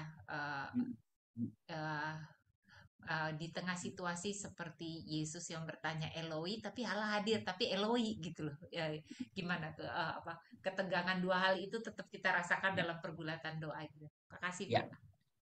Terima kasih Bu Pendeta Vera. Jadi begini Bapak Ibu, inilah yang menurut saya kok yang perlu kita belajar ya. Saya rasa mengikut Yesus itu menjadi orang Kristen juga tidak sekedar kita oh ya penting saya percaya, tapi kita juga perlu terus membangun spiritualitas kita, pengetahuan kita ya, pemahaman teologis kita. Nah, termasuk di dalamnya adalah bahwa seringkali kan kita itu terlalu menekankan tentang Allah yang Immanuel. Oh jelas, Allah itu Immanuel, betul ya, melalui Yesus Kristus, dan itu tentu tidak perlu diragukan. Tetapi kan dari Allah yang Immanuel dan di Yesus sendiri kan menunjukkan kepada kita bagaimana Allah itu sendiri ternyata adalah Allah yang tersembunyi di mata kita, betul ya, tersembunyi dari pengalaman kita. Nah, maka Bu Pendeta Vera, kalau itu adalah merupakan struggle, ya Bu, saya pun siapapun kita akan struggle, begitu ya. Cuman yang dipentingkan adalah bukankah kalau kita itu membangun relasi dengan Tuhan termasuk dalam doa adalah kita perlu berani mengenal Tuhan ya sebagaimana Dia ada. Bukankah kalau kita mau jujur, seringkali kita itu mau mengenal Tuhan itu menurut konsep kita, betul nggak? Ya, menurut ajaran yang kita terima. Tidak salah, tetapi kita harus sadar bahwa ajaran yang diberikan oleh gereja, siapapun pengajarnya, siapapun bapak gerejanya, maka itu pun tetap terbatas. Pemahaman kita pun tentang Allah pun juga terbatas, begitu kan? Nah, itulah yang sebetulnya ketika Yesus mengatakan, biarlah ya Bapa, bukan kehendakku, tetapi kehendakmu yang terjadi. Itu Yesus sebetulnya mau mengatakan, loh, aku mau kok belajar masuk kepada kehendakmu yang sekalipun tidak jelas. Misteri. Bapak Ibu yang dikasih Tuhan, menurut saya ini yang juga saya imani. Bukankah hidup beriman itu bukan selalu berpijak kepada apa yang selalu jelas? Menurut saya, enggak. Hidup beriman itu justru seringkali adalah berani berjalan dalam misteri ilahi. Yang kadang-kadang kita tidak tahu. Dan bahkan mungkin tidak perlu tahu 10 langkah ke depan. Mungkin yang kita tahu hanya 2 langkah ke depan. Tapi justru menurut saya itulah iman. Nah, disinilah demikian pula Bu Pendeta Vera dan juga Bapak Ibu sekalian, bahwa mari kita berani memasuki dan mengenal Allah yang bukan hanya Immanuel, tetapi juga Deus Absconditus. Yaitu Allah yang terkadang-kadang, ya Tuhan ini maunya apa ya? Tapi kita tidak kehilangan, gitu ya, tidak kehilangan cintanya. Contoh misalnya, mungkin kok ini tiba-tiba muncul. Mungkin analoginya yang sederhana begini ya Bapak Ibu. Ketika misalnya, ya entah itu anak, entah itu suami atau istri atau sahabat kita yang pergi jauh, gitu ya. Secara mata telanjang kita nggak bisa melihat, betul nggak? Tetapi kita tidak meragukan kok tentang cinta dia. Ya. Nah itu contohnya. Dia ada kok, meskipun dia tidak ada. Secara depan mata nggak ada. Apalagi kalau Bapak Ibu mungkin ya yang punya anak kuliah atau bekerja atau hidup di luar negeri begitu ya. Wah itu kan ya ketemunya ya sekarang sih mudah ya pakai Zoom, pakai VA call gitu. Tapi kan coba kembali ke beberapa puluh tahun yang lalu kan enggak, sulitnya bukan main. Ya, Pak.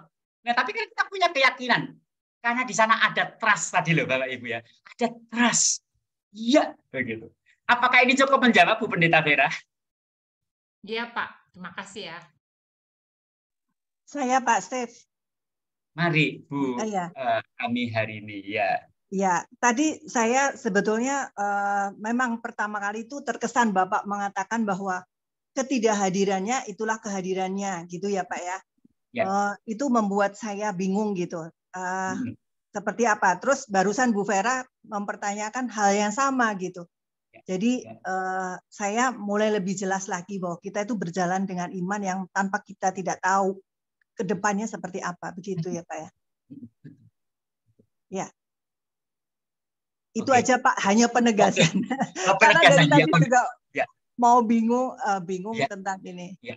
Ya, Ya. terima kasih Bu. Karena kenapa ini penting? Karena kita ini seringkali ingat ya Bapak Ibu, kita ini hidup di zaman yang semakin orientasinya pada hasil gitu ya. Seolah-olah bisa diukur dengan hasil.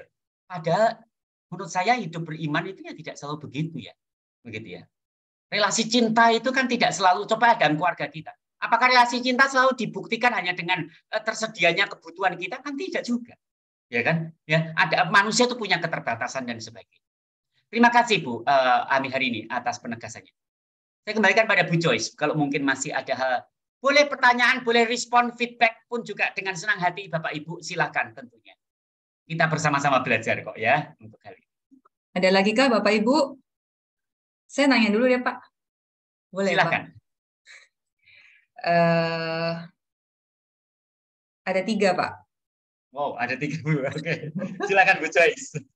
Tadi itu sering muncul kata hening ya Pak ya? Beberapa kali itu betul. lumayan sering muncul hening. Saya mau konfirmasi. Dalam pemahaman saya, hening itu bukan sepi, bukan diam ya Pak. Tapi gini, kita waktu berkomunikasi dengan Tuhan itu diperlukan keheningan, tapi tidak selalu dalam kondisi sepi, tenang, karena tadi kita bisa berkomunikasi dengan Tuhan atau kita peka terhadap apa yang Tuhan mau lewat alam, dan itu mungkin di tengah keramaian gitu. Atau mungkin ada spiritualitas kita yang justru heningnya kita adalah ketika kita menggambar, ketika kita menari gitu ya Pak. Saya mau konfirmasi itu bahwa hening yang dimaksud di sini bukan sepi, bukan tidak selalu menyepi. Nah, apakah pemahaman saya itu betul? Yang pertama. Yang kedua, tadi ada inner hearing Pak. Boleh dijelaskan lebih lanjut mengenai inner hearing? Yang ketiga, akhir-akhir ini atau sebenarnya udah lama muncul kata meditasi ya Pak, sering sekali meditasi. Apakah sama yang meditasi yang dimaksud ini dengan doa meditatif tadi? Itu aja Pak, terima kasih. Ya. Terima kasih Bu Joyce, 3 pertanyaan ya. Jadi yang pertama Bapak Ibu sekalian, hening itu tidak sama dengan sepi. Buktinya apa? Misalnya malam hari ini saya ada di kamar saya, ini sepi. Tapi apakah saya hening? Belum tentu. Orang bisa masuk ke kamar yang sepi, tapi belum tentu dia hening. Nah kalau pikirannya macam-macam begitu ya Bapak Ibu, wah itu malah sebetulnya bukan hening lagi ya, begitu ya. Nah, tapi bisa enggak, Bu Joyce bertanya, bisa enggak di tengah-tengah keramaian kita hening? Bisa. Bapak Ibu sekalian ini share. Saya sebagai formator spiritualitas di Fakultas Teologi ya di Duta Wacana, mahasiswa di Teologi Duta Wacana itu kan 2 tahun pertama harus tinggal di asrama, ya toh? Nah, maka salah satu spiritual formation yang saya lakukan adalah melatih keheningan mereka dengan cara apa? Melakukan pakai apa yang dalam budaya Jawa Jogja, yaitu topong rame. Tapa di tengah-tengah keramaian. Caranya gimana? Saya bawa Malioboro Bapak Ibu. Jadi dari asrama saya drop di depan Hotel Ina Garuda ya, kalau kita coba ingat Malioboro, di ujung tak di drop di situ dengan bis sama di situ, satu angkatan misalnya 60 orang. Lalu saya minta untuk berjalan sampai ke depan keraton. Dan itu di Malioboro, Sabtu malam Minggu. Bapak Ibu bisa bayangkan kan? Kayak apa ruamenya orang begitu kan? Tapi itu melatih apa yang disebut dengan bagaimana sih hening tengah-tengah keramaian. Ya, karena dalam budaya Jawa ada apa yang disebut dengan topong rame. Yaitu bagaimana di tengah-tengah keramaian kita bisa bertapa. Maksudnya hening. Karena sekali lagi di tengah sepi belum tentu hening kan tadi ya. Pikirannya bisa berkecamuk macam-macam, bisa marah terus gitu. Tapi bisa tengah keramaian bisa hening. Nah, jadi dari sini menjadi jelas ya bahwa hening tidak sama dengan sepi. Yang kedua, lalu kemudian apakah bisa Bu Joy tadi orang itu bisa hening dengan menggambar? Oh betul Bu. Oh Bapak Ibu, sebetulnya orang melakukan kontemplasi doa itu ya bisa dengan kalau Bapak Ibu suka, misalnya ibu yang suka nyulam, sulam itu sekarang kalau anak generasi sekarang nggak tahu ya, begitu ya, bisa dengan melukis ya atau apalah begitu ya, atau itu bisa dilakukan dengan membatik dan sebagainya. Orang bisa melakukan itu bisa menjadi latihan spiritual kita. Ya, jadi hening tidak berarti lalu meneng diam matung kayak ya tidak begitu ya, Bahkan keheningan di tengah-tengah segala aktivitas. Misalnya sekarang ini, saya menyampaikan materi ini. Justru Bapak Ibu dalam hati saya hening. Sekalipun saya ngomong loh ini di depan Bapak Ibu.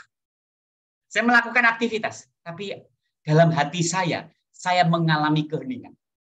Buktinya apa? Saya mengalami apa yang disebut dengan inner peace. Saya mengalami kedamaian di dalam batin saya. Saat ini, momen ini. Nah, yang kedua, apa itu inner hearing? Bapak Ibu, yang dimaksud inner hearing itu gini. Mendengar itu kan kita seringkali hanya dengan telinga ya Bu. Tetapi inner hearing itu berarti kita perlu mendengar dalam ruang batin kita. Orang itu seringkali hanya bisa mampu mendengar di telinga. Padahal untuk mendengar suara Tuhan, ya apa sih yang Tuhan kehendaki, kita kadang-kadang perlu mendengar inner hearing. Contoh, ketika ada orang yang marah nguneni kita ya Bapak Ibu ya, ngata-ngatain kita yang enggak enak, secara telinga rasanya pengen aja tak pukul begitu ya. Tapi dalam inner hearing kita mungkin batin kita justru mengatakan apakah betul untuk harus ini saya balas dengan ini.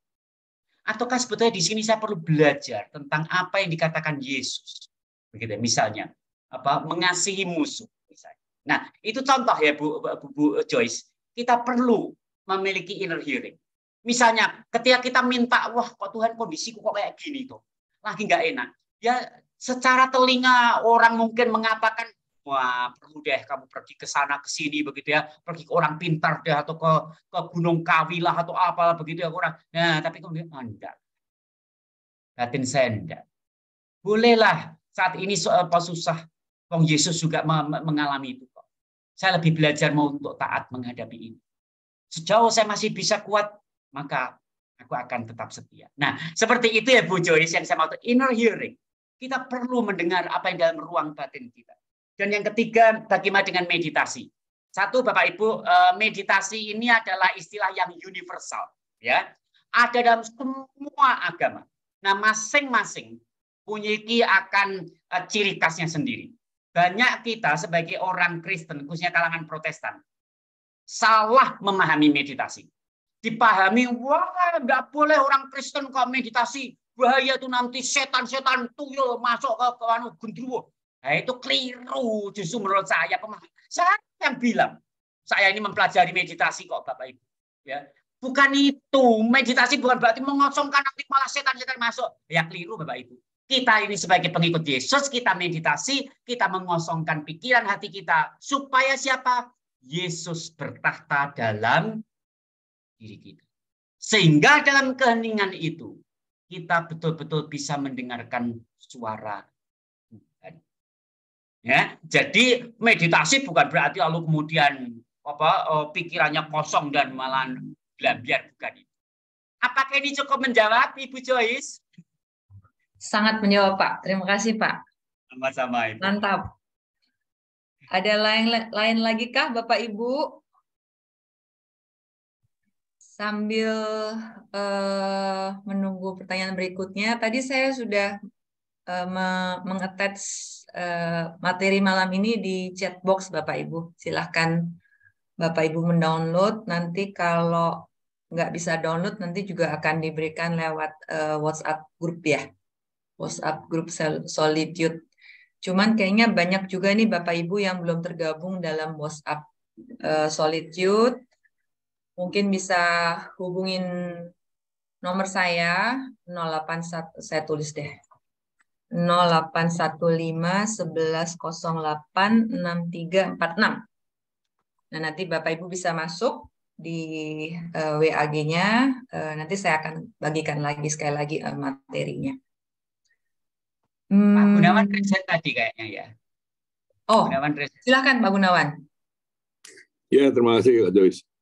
Pendeta Steph, ada dua pertanyaan atau pengamatan. Yang pertama mengenai jawaban doa itu tidak selalu seperti apa yang kita harapkan, tetapi dari kenyataan-kenyataan yang kita alami dalam hidup. Tadi Pendeta Steph kan mencontohkan ya, jawabannya itu dalam kenyataan, dalam hidup begitu ya. Itu yang pertama. Apakah kita harus mencari wah kok putus ya? Oh enggak, Pak. Bisa kedengaran Pak Gunawan? Dengar. Kedengaran Pak. Ya. Jawaban itu kita cari dalam kenyataan hidup yang kita alami sehari-hari, Pendeta Steve. Itu yang pertama. Kemudian quotes dari Brother Roger of Taizé tadi ya.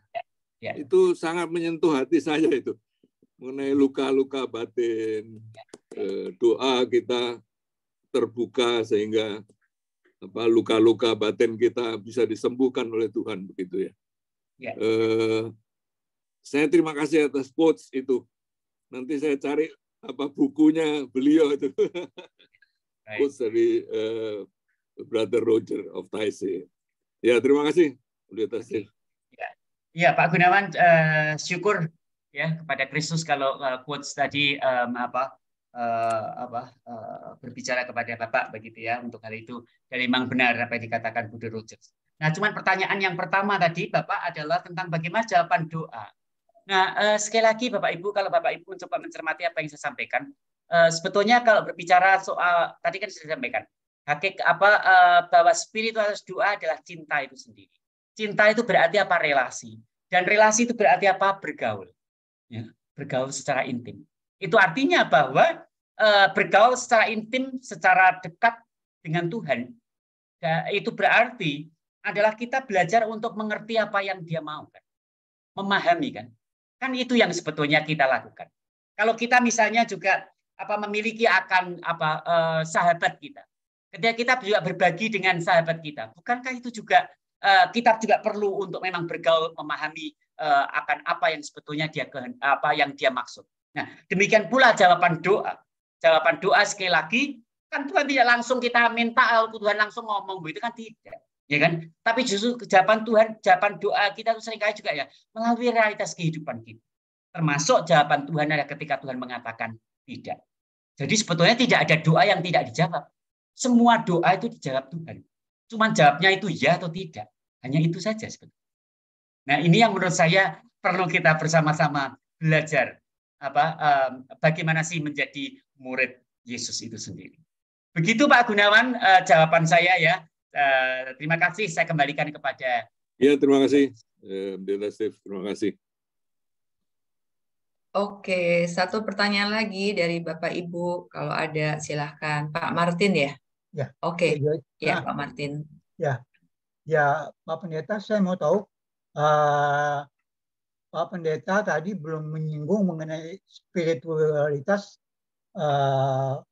dalam keheningan yang ada hubungannya dengan puasa.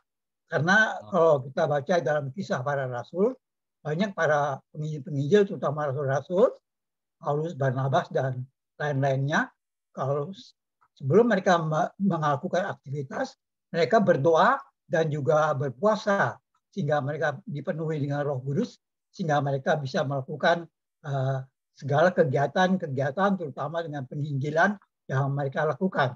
Tapi ternyata hal berdoa dan berpuasa yang meningkatkan spiritualitas mereka pada waktu itu, kenapa sampai sekarang tidak, ya mungkin GKI tidak begitu menirunya ya hal-hal seperti itu ya kalau melakukan aktivitas, kecuali dalam bulan-bulan pasca seperti sekarang ini kita puasa, malah ditiru oleh dari teman-teman atau sahabat-sahabat dari denominasi lainnya. Maka bahkan mereka meniru apa yang dilakukan Tuhan Yesus, berpuasa semalam suntuk untuk meningkatkan keheningan dan mereka berdoa kepada Tuhan. Apakah mutlak harus spiritualitas itu ditingkatkan dengan doa dan puasa, Pak Pendeta, seperti yang dilakukan oleh para rasul pada saat itu? Baik. Ya, terima kasih Pak Martin untuk pertanyaannya, Bapak Ibu. Saya memang sengaja tidak membahas soal puasa karena nanti besok Senin tanggal 13 saya akan menyampaikan seminar tentang puasa, Pak, juga dari di GKI Pondok Indah begitu ya. Jadi begitu ya Pak Martin, silakan nanti di Senin jam 7 malam. Itu membahas khusus tentang puasa begitu. Begitu ya Pak Martin. Bu Joyce nampaknya secara Ceko raise hand. Iya. Ya. Jadi masih ada 2 pertanyaan lagi ternyata Bapak Ibu. Mohon sabar ya. Oke, pertama dari Kak Jeko, kedua dari Pendeta Woro. Silakan Kak Jeko duluan. Ya, suara saya masuk ya? Ini kok gambarnya nggak ada. Masuk. Suara masuk. Iya Pak Step, terima kasih untuk pemaparannya. Saya jadi nyambung ke pertanyaannya Bu Joyce sih soal keheningan itu ya Pak ya. Saya jadi ingat ini Pak, keheningan tahap doanya Anthony de Mello itu kan ada 4 kan, yang dimana tahap pertama kita berbicara, Tuhan mendengar, tahap kedua Tuhan berbicara, kita dengar, tahap ketiga sama-sama hening, Tuhan dan kita sama-sama hening, dan keempat kita bersatu di dalam keheningan bersama Tuhan. Nah itu Pak, jadi kan bersatu di dalam keheningan itu kan. Nah, tetapi kan ada kritik-kritik juga ya Pak terhadap keheningan, termasuk dalam ajarannya Anthony de Mello itu kan soal apopatik gitu ya Pak. Jadi ya keheningan bahwa Allah tidak dapat dimengerti, Allah tidak dapat dijelaskan dengan bahasa manusia, dan jatuhnya menjadi keheningan itu bukan cara, tetapi menjadi tujuan Pak. Nah ini bagaimana Pak soal ini, dan semoga kita nggak terjebak juga dalam proses keheningan dalam berdoa itu Pak. Itu aja Pak, mungkin terima kasih. Oke, baik.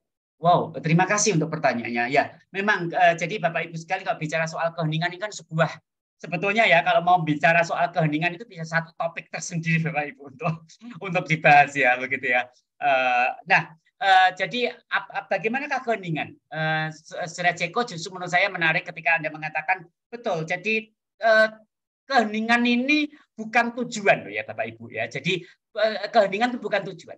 Keheningan itu ada jalan spiritual, begitu ya, untuk mengalami akan perjumpaan dengan Tuhan, untuk kita bisa lebih berhikmat, kita tidak menjadi overreaktif terhadap pengalaman hidup, begitu ya. Nah, sebetulnya di situ.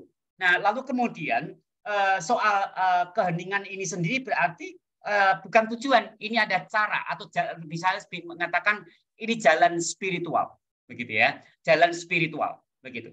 Nah, tentunya sekali lagi tujuannya adalah untuk meningkatkan keberadaan kita untuk mengikut Yesus itu sendiri. Nah, soal tadi disebut soal apofatik. Nah, itu yang sebetulnya ini istilah yang lain lagi ya Pak Ibu, yang disampaikan oleh Saudara Ceko ya. Jadi inilah berbicara soal Tuhan itu ya, berbicara soal katafatik dan apofatik. Jadi katafatik itu Tuhan yang bisa dijabarkan melalui khotbah, melalui renungan, melalui apapun ya, melalui buku-buku itu, melalui gambar, itu katafatik. Tetapi memang area Allah itu juga apofatik. Apofatik itu ya Tuhan bisa dipahami melampaui segala deskripsi. Nah, inilah yang kemudian melahirkan tadi the image of God, gambar tentang Tuhan yang disebut dengan Deus absconditus. Nah, karena Allah itu Immanuel, dia mewujud, dia hadir, mau diri Yesus, maka kita bisa menggambarkannya. Maka itu jalan katafatik. Ya, melalui Alkitab kan kita tahu kan, melalui Injil ya, para penginjil. Tetapi Allah juga yang hadir itu juga Allah yang tidak bisa kita pahami, sehingga ada dimensi apofatiknya. Nah, justru itulah keheningan semestinya justru membawa kita semakin rendah hati ya Ceko ya. Rendah hati bahwa aku tidak menggenggam Tuhan. Maaf ya, kadang-kadang dalam iman kita itu kan gitu ya. Kita tuh seolah menggenggam Tuhan, Tuhan tidak pernah bisa menjadi dirinya sendiri. Nah, saya rasa kok spiritualitas doa yang macam itu kok yang perlu kita perlu belajar ya, mengoreksinya sehingga kita menjadi semakin mengenal Tuhan yang di luar, atau bukan di luar ya, mungkin melampaui, mungkin lebih tepat begitu ya, beyond ya our understanding. Nah, saya rasa kok, apakah ini cukup menjawab Ceko? Ya, cukup Pak. Terima kasih. Oke, terima kasih. Silakan Bu Pendeta Woro, tadi betul ya Bu Joyce, Bu Pendeta Woro ya? Iya, terima kasih. Ibu. Saya senang berjumpa. Iya, terima kasih. Saya senang juga jumpa kangen lagi ya Pak. Terima kasih Bapak Ibu, saya boleh bergabung. Saya tahu dari Kak Joyce. Iya, Pak Stefanus, pada bagian jiwa meditatif yang kontemplatif ya Pak, ketika mengingat perjumpaan Yesus dengan perempuan Samaria, itu kan dikatakan kita yang menghampiri ya, kita yang datang. Sementara memang dalam konteks itu kan justru Tuhan yang menghampiri ya Pak. Artinya dia yang membutuhkan air. Ternyata memang luar biasa transformasi itu terjadi ketika justru malah air hidup. Nah, pertanyaan saya dalam konteks itu dan kembali pada diri kita, anugerah itu seringkali mendahului, dia mendahului, tetapi dalam prosesnya itu kita juga menjadi terbuka dan itu butuh perjuangan yang luar biasa di tengah-tengah pergulatan batin yang sebenarnya dalam jiwa kontemplatif dan meditatif itu tidak mudah ya Pak. Proses yang penuh pergulatan, tetapi bagaimana kita berkaca justru dari perempuan Samaria yang mengalami transformasi yang luar biasa. Nah, bagaimana ketika itu juga boleh kita hidupi dalam pergulatan batin yang seringkali orang juga tidak memahami, tetapi kita bisa tetap menyelami dalam kontemplatif dan meditatif itu bersama dengan Tuhan yang menghampiri kita, tapi juga kita yang akhirnya terbuka untuk menghampiri. Dia belajar dalam ini dari perempuan Samaria itu. Terima kasih Pak Steph. Ya mungkin saya ingin menandaskan dari apa yang Bu Pendeta Woro sampaikan. Jadi justru inilah Bapak Ibu sekalian ya. Jadi kalau kita berbicara soal doa, karena tadi sudah saya katakan bahwa ini kan berbicara soal persekutuan, komunion kita dengan Tuhan. Maka di sana kalau di sana itu ada intinya ada cinta, itu berarti di sana ada kerinduan, ya kerinduan. Sama seperti betul Bu Pendeta Woro bahwa teks itu bisa juga dilihatkan dari dua sisi ya, termasuk justru Tuhan yang rindu, Tuhan yang butuh akan air itu untuk minum. Nah, apa artinya itu? Justru di sini yang menurut saya semakin mendalam yang seringkali kita lupa, begitu ya. Bahwa ingat loh, berbicara soal spiritual longing, ya, kerinduan spiritual itu bukan hanya dari kita saja, bukan hanya dari diri kita saja, tetapi juga itu apakah suara saya masih kedengaran Ibu? Kedengaran Pak. Masih ya. Gambar saya kok freeze begitu. Nah, jadi Bapak Ibu sekalian, disinilah menurut saya bagaimana sih sebetulnya kerinduan Tuhan itu menjadikan sebagai wahana di mana kita juga bisa menghampiri Tuhan. Nah, ini yang menurut saya menjadi penting bagi setiap kita. Saya rasa kisah tentang Yesus dan perempuan Samaria di tepi sumur itu justru itu menunjukkan lebih berbicara tentang tingkat perjumpaannya ya Bu ya. Tingkat perjumpaan kerinduan gitu ya. Bahwa di dalam kerinduan kita di sana pun jangan lupa loh, Tuhan juga punya kerinduan untuk berjumpa dengan kita. Tuhan juga berjumpa untuk menghampiri kita. Tuhan juga rindu untuk berjumpa menghampiri kita. Nah, itu kan yang perlu kita lihat. Karena ketika dikatakan bahwa Yesus mengatakan bahwa sebagaimana ranting dengan pokoknya, nah itu berarti kan kita tidak dalam keterpisahan. Ngerti ya sebetulnya. Sehingga kerinduan itu yang terjadi ada perjumpaan kerinduanku sebagai manusia dan kerinduan Tuhan di tengah-tengah segala pergumulan kita. Apakah ini cukup menjawab Bu Pendeta Woro? Iya Pak. Terima kasih Pak Steph. Ya, sama-sama Bu. Saya kembalikan Bu Joyce. Oke. Gambar saya nampaknya freeze ya, tapi suara masih oke ya. Mungkin ya. Matiin sedikit terus nyalain lagi kali Pak videonya. Oke, Bapak Ibu. Iya, coba. Oke, Bapak Ibu, tampaknya kita harus mengakhiri acara Solitude malam ini. Terima kasih sekali lagi untuk kehadiran Bapak Ibu. Sebelum kita doa penutup, mari kita buka video masing-masing untuk foto bersama.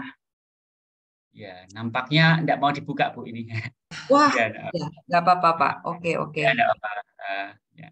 Ada yang bisa bantuin aku nggak ya? Iris. Oke, nggak ada. Oke, kita foto ya. Sudah Bapak Ibu? Sebentar, kelihatannya masih ada yang mau buka. Nah, ini berapa page ya? Di saya 2. Oke. Saya foto yang page pertama dulu. 1, 2, 3. Page kedua. 1, 2, 3. Oke, terima kasih. Kita akan tutup acara ini dengan doa, akan ditutup oleh Bu Dame. Bu Dame ini Ketua PDP. Jadi nanti Bapak Ibu juga bisa bergabung dengan acara PDP hari Sabtu. Sebelumnya saya mau umumkan bahwa solitude berikutnya masih dalam rangkaian solitude yang pertama ini juga masih akan dipimpin oleh Pak Stefanus adalah tanggal 29 Maret, berarti 2 minggu lagi. Kemudian solitude yang ketiga 2 minggu berikutnya, yaitu tanggal 19 April. Jadi kita akan ketemu lagi 29 Maret, 19 April jam 7 malam. Oke Bapak Ibu, ya sekarang Bu Dame boleh tutup dalam doa ya Bu. Dalam doa. Tak putus-putusnya kami mengucap syukur kehadirat-Mu ya Bapak, Allah yang Maha Kuasa yang senantiasa memeliharakan kami. Bahkan sampai penghujung hari ini, malam ini kami masih boleh bersukacita bersama saudara-saudara seiman di layar ini. Kami boleh belajar dan kami boleh mendalami. Dan mampukan kami terus menjalin cinta dengan Engkau dalam doa kami. Mampukan kami terus berkomunikasi dan bersekutu dengan Engkau melalui doa-doa kami. Dan mampukan kami terus menghayati doa kami sebagai pergulatan batin kami dan penyerahan diri kami kepadamu ya Allahku. Dan mampukan juga doa-doa kami adalah mengangkat pikiran kami dan hati kami kepada Allah sebagai Bapa kami. Kalau sebentar kami akan beristirahat, Engkau juga yang akan menyertai kami, Engkau akan memelihara kami, sehingga kami boleh beristirahat dengan tenang dan nyenyak, sehingga kami boleh bangun dalam segar besok. Bapa, kami juga menyerahkan Pendeta Stefanus ke dalam tangan pengasihan-Mu. Mampukan dia terus boleh menjadi alat-Mu di dalam setiap tugas dan tanggung jawabnya. Kami mau menyerahkan malam ini ke dalam tangan pengasihan Tuhan Yesus Kristus, Juru Selamat kami yang hidup. Amin. Amin. Terima kasih Pak Stefanus, terima kasih Bapak Ibu. Terima kasih Pak Stefanus. Terima kasih Pak Stefanus. Kakak-kakak.